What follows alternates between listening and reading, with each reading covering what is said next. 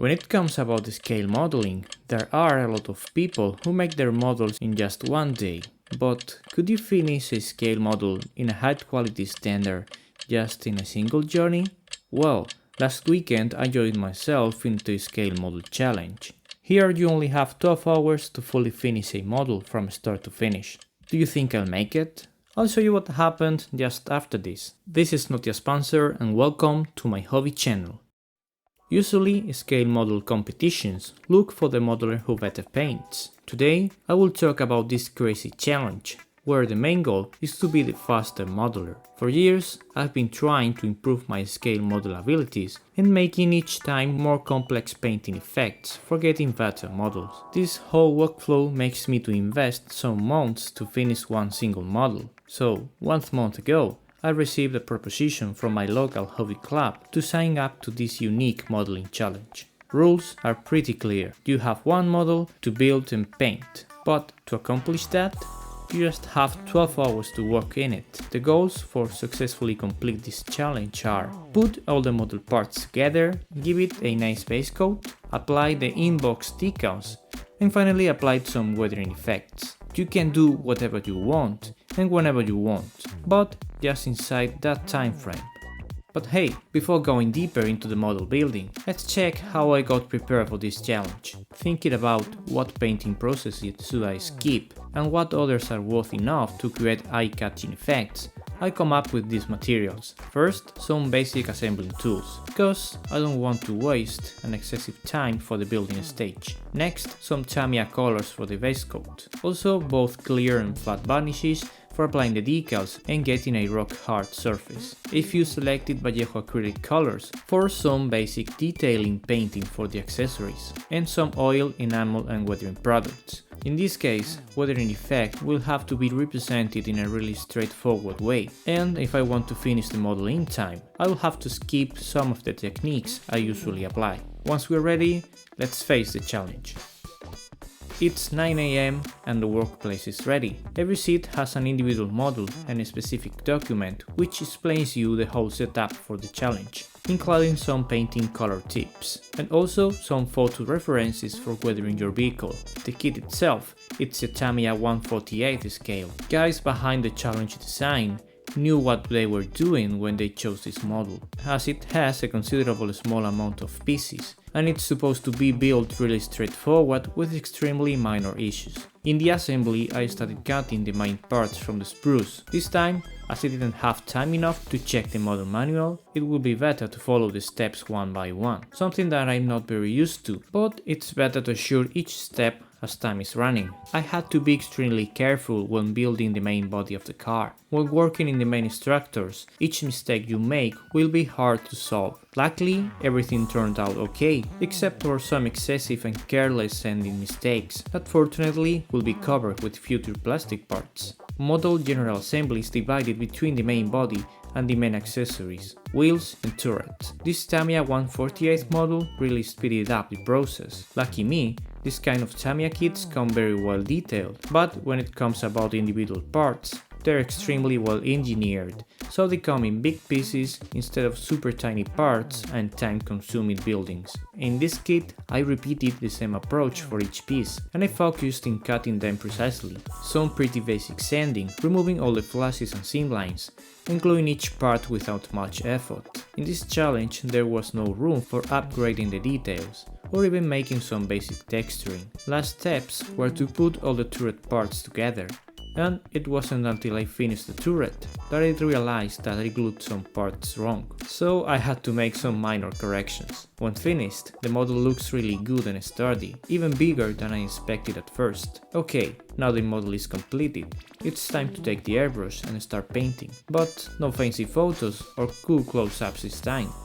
Moving to the airbrushing now, staff members prepared a whole airbrush painting area, full equipped with a few ready-to-use air compressors and some valuable airbrushing stuff, which made the challenging experience super nice for all the competitors. They prepared the colors recommended in the kit too, and delivered them pre-diluted and ready to use. So as always, I started airbrushing a nice primer coat. This time, I didn't dilute the paint so much, so I sprayed the paint with a thicker primer dilution, trying to save some time. This had a better covering, but it was a little bit harder to control. In the end, this thicker paint allowed me to move faster to the next step, and I think the results were quite decent. Ready to use colors were divided in 3 tones, the darkest one, which was meant to be the base color, and also act as a shadow color for painting with a post shading effect. As the primer applied was a medium gray color, I just focused here in covering the entire model, airbrushing the paint with less control over it. By this moment,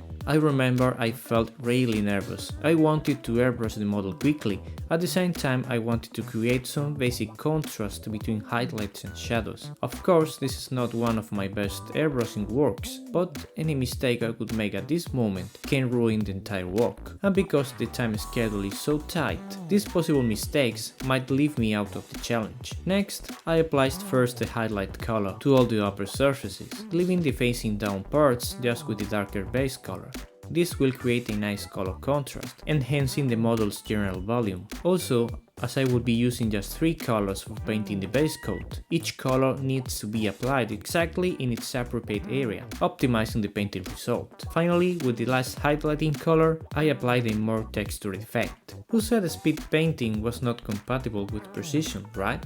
As this last color was lighter than the others, it also allowed me to create some post-shading effect, like this streaking pattern on the camouflage color in the front ammo plate, or some cloudy rounded effects in the horizontal areas. Besides, the combination of this lighter color overlapping the dark face created greater contrast and some hard edge effects, something that I found really interesting for future projects. Decal steps were accomplished following my standard approach. This time I applied a protective coat of clay varnish. The best feature about it is that it dries very quick, and the transparent coat it leaves is really hard, very resistant to heavy duties, something that it matters for me, especially for this one painting session. In this case, as always, Tamiya decals feel a little bit thicker than other decals from different brands, and they made me to apply extra pressure in some specific parts, but in the end they had a great adherence, and the overall performance was quite good. So when decals were dry,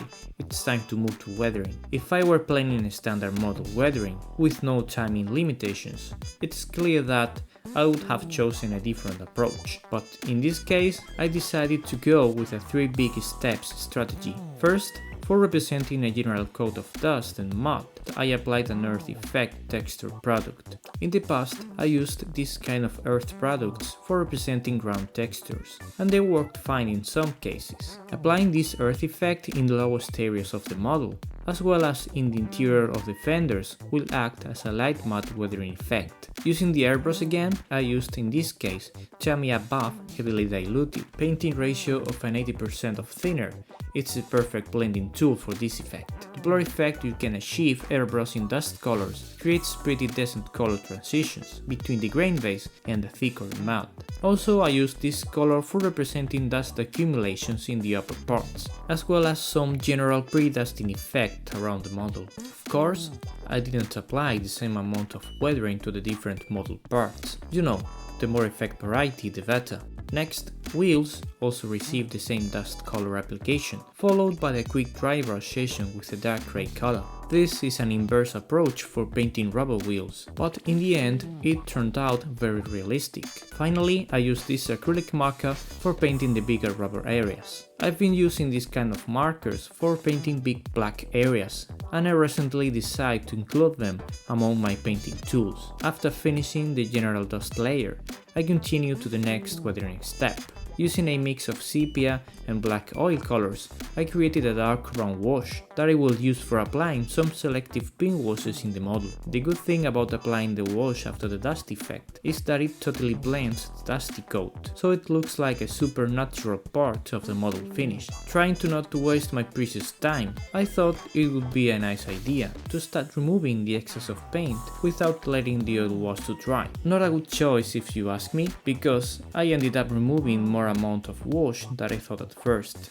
Finally, I took weathering to its acrylic side. First, I applied some pretty basic sketching brushstrokes for representing some scratch wood and some chipping for the metal tools. Investing some of the painted effort in the small vehicle tools makes them to look more realistic, and at the end of the day will attract more attention from the viewer. Now, moving to a quick acrylic chipping, I took a whole red color and one of my old brushes. This time, instead of applying chipping carefully by brush, I used this old brush following something I could describe as some semi-dry brush technique. Applying the paint in this way over the edges of the ammo creates a sharp and realistic effect, maybe not too close to the common chipping technique, but closer to some kind of edge polished metal. However, I found this type of results acceptable enough, and the most important of all, I could apply this effect to the entire model in a relatively quick way. By this time, I already completed most of my painting goals, but time is really close to the deadline. To be honest, right now,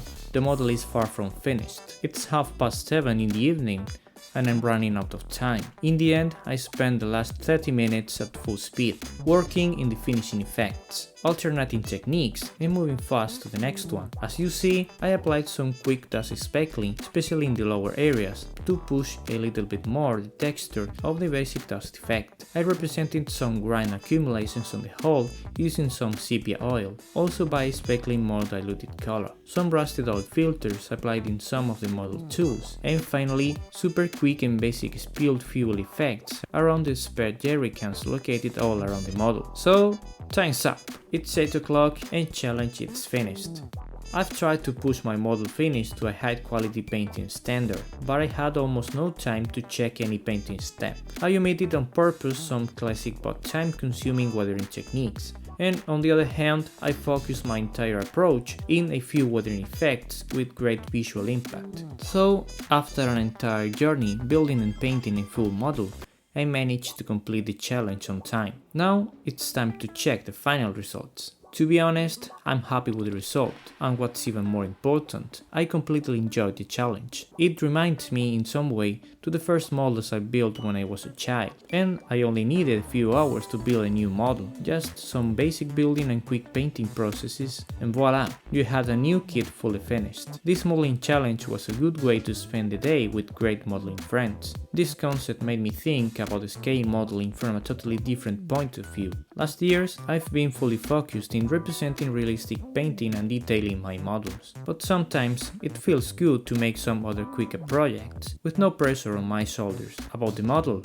I'm really satisfied with the result. Of course, it lacks some deeper details and it has some mistakes due to the fast painting approach. Nevertheless, I'm super happy, cause yes, it's possible to finish a full-scale model using all these weathering techniques just in a single day. Even if you design an effective painting strategy, you can get good results by simplifying enormously the process. Hey, if interested about weathering effects and cool techniques, go and click on this video, I'm pretty sure you will like it. I hope you enjoyed this different and more relaxed video than the usual content in the channel. So, as always, I hope you found this video useful or at least interesting. So thanks for watching and I see you in the next one.